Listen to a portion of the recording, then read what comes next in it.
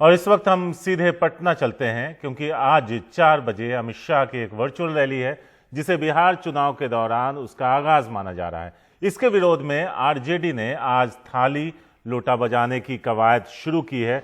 उनका कहना है कि थाली और कटोरी बजाकर वो इस बात की तरफ ध्यान खींचेंगे कि जहां 100 से ज्यादा मजदूर अपने प्रदेश लौटते हुए मर गए, गरीबों की बुरी हालत है, उसमें इस तरह का आयोजन कैसा ही। मनीष कुमार है हमारे साथ इस बारे में ज्यादा बात करने के लिए। Manish, over to you. Sarik, देख सकते हैं हम यहाँ पर राबड़ी देवी के निवास स्थान के बाहर हैं और आप देख सकते हैं कि तेजस्वी यादव विपक्ष के नेता, राबड़ी देवी जो विधान परिषद में राजद की नेता हैं, और तेज प्रताप यादव, ये सारे लोग आगे खड़े हैं। सोशल डिस्टेंसिंग के नियम का उल्लंघन ना हो इसलिए यहाँ पर एक सर्किल भी बनाया गया है।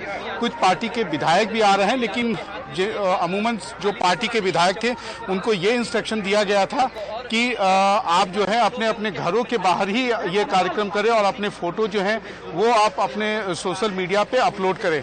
यानी कि लड़ाई सोशल मीडिया पे ही होगी, दिखाई जाएगी कि अगर बीजेपी के नेता और केंद्रीय गृह मंत्री अमित शाह का भाषण सुनने के लिए उनके पार्टी के नेता जो हैं अपना फोटो अपलोड करेंगे, उनकी जो वर्चुअल रैली हो रही है, तो उसका ये दिखाया जा रहा है कि आप श्रमिकों का जो है, श्रमिकों का मान सम्मान नहीं रख रहे हैं। बिहार में जो है किस तरीके से श्रमिकों को कष्ट का सामना करना पड़ रहा है और उसके बावजूद जो है उनको रोजगार देने के बजाय जो है आप रैली कर रहे हैं, चुनावी सभा कर रहे हैं। तो देखिए, हम थाली बजा रहे हैं। आप देख सकते हैं तेजस्वी यादव के हाथ में चम्मच है, उनकी माता के भी हाथ में चम्मच से वो चम्मच ये कर रही हैं, और तेज प्रताप यादव जो है उन्होंने छोटा सा डंडा रखा है और ये उन्होंने बजाना, जैसे ही 11 बजा है तारीख, उन्होंने बजाना शुरू किया है और ये करीब 11 मिनट तक चलेगा।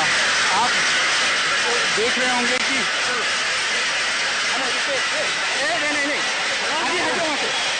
अरे वहाँ बैठिए, क्या कर रहे भाई?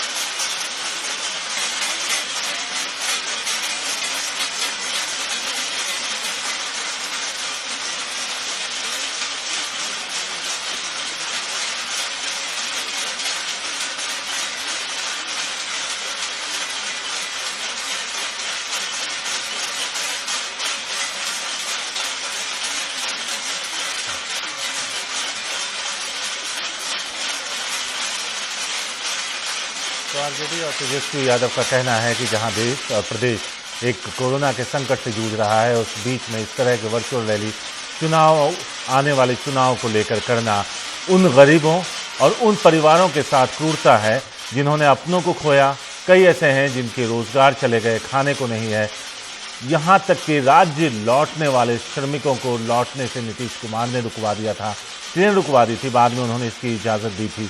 तो इस तरह से उनका विरोध है कि जहां राज्य में बेरोजगारी चरम पर है, कोरोना अपना पांव पसार रहा है, लोगों के पास रोजगार नहीं है, लोगों की जान जा रही है, और ऐसे में बीजेपी को चुनाव की पड़ी है।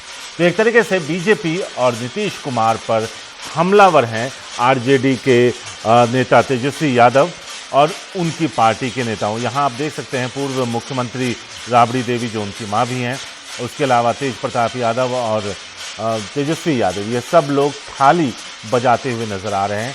जब कोरोना की शुरुआत हुई थी तो उस वक्त भी प्रधानमंत्री ने कहा था कि कुछ मिनटों के लिए शाम के वक्त आप थाली बजाएं, या हाथ में घंटी है तो घंटी बजाओ। उसी से कई कदम आगे बढ़ते हुए आज विरोध के तौर पर थाली बजाते हुए नजर आ रही है आरजेडी की पूरी टीम।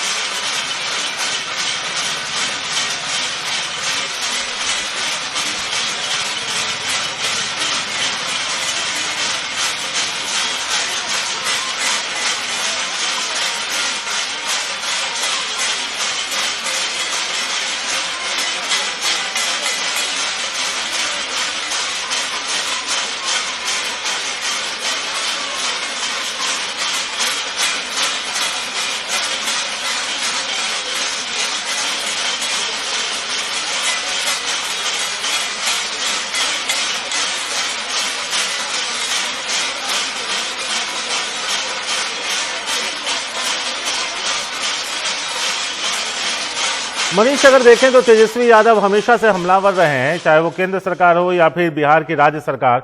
उनका कहना है कि जब देश और प्रदेश इस तरह की संकट से गुजर रहा हो, ऐसे में इस तरह की रैली, चाहे वो वर्चुअल ही क्यों ना हो, ये उनके जख्मों पर नमक छिड़कने जैसा है।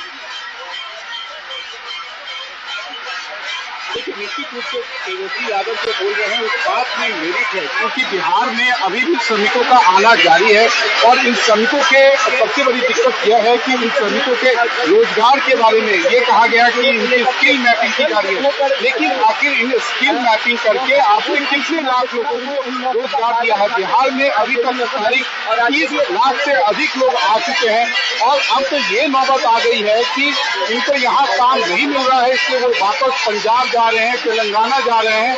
तो राज्य सरकार ने कहीं न कहीं अपने ही श्रमिकों को फेल किया है। जो मुख्यमंत्री नीतीश कुमार हैं, वो देश के शायद एकमात्र मुख्यमंत्री हैं जिन्होंने आज तक न एक संवाददाता सम्मेलन किया है और न ही लोगों को संबोधित किया है कि आखिर उनका रोड मैप क्या है। वो एक तरफ का वन साइडेड डायलॉग करते हैं। तो जो श्रमिकों की जो समस्या है वो सही है, श्रमिकों के ऊपर लाठी चार्ज किया जाता है, श्रमिकों के बारे में राज्य सरकार के अधिकारी ये नोटिस देते हैं कि इनके आने से विधि व्यवस्था की स्थिति खराब होगी। तो इस बात में कोई डिनाई नहीं है कि आज के तारीख में जो श्रमिक हैं उनके बारे में कोई नहीं जानता है कि उनका भविष्य क्या होगा, क्या वो रह पाएंगे या फिर उन्हें रोजगार की तलाश में बाहर जाना होगा। और जो बिहार के श्रमिक आए हैं वो खासकर मुख्यमंत्री नीतीश कुमार के एक जिद के कारण जो है कि वो उनका भाड़ा नहीं देंगे, इसके कारण उन्हें काफी कष्ट का सामना करना पड़ा है। तो इसलिए जो मुद्दा है वो मुद्दा सही है, लेकिन हाँ, राजद को इसका राजनीतिक लाभ मिल पाएगा या नहीं मिल पाएगा, ये एक बड़ा सवाल है। क्योंकि आज मैं आपको बता दूं, बीजेपी ने ये साफ किया है तारीख कि हम नीतीश कुमार के ही नेतृत्व में चुनाव लड़ेंगे। तो बिहार में जो चुनाव होता है वो सामाजिक समीकरण पे होता है और ये जो श्रमिकों का ही मुद्दा है, ये श्रमिकों का मुद्दा राजनीति में या बिहार के चुनाव में कितना बड़ा मुद्दा बनकर उभरेगा या यह बना रह पाएगा, इसके बारे में अभी फिलहाल कोई नहीं जानता। लेकिन हाँ, जो बिहार के श्रमिक हैं उसकी दुर्दशा देश में अब किसी से छिपी हुई नहीं है।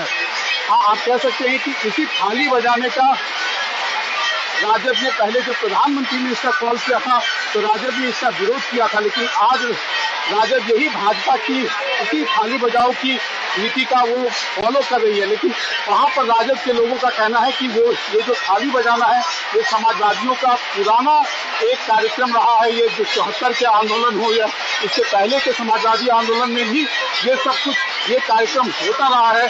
खुद बिहार के मुख्यमंत्री के रूप में नीतीश कुमार ने विशेष राज्य के दर्जे की मांग के लिए एक बार अपने घर में ही उन्होंने थाली बजाओ कार्यक्रम का आयोजन किया था। तो आप कह सकते हैं कि कार्यक्रम पे कोई किसी की मोनोपोली नहीं है, लेकिन हाँ, ये एक राजद की तरफ से दिखाया जा रहा है कि हम श्रमिकों के मुद्दे के साथ हैं। जो भाजपा और जनता दल यू है उसके लिए चुनाव, उसके लिए अपने कार्यकर्ता जो हैं वो ज़्यादा इम्पोर्टेंस रखते हैं।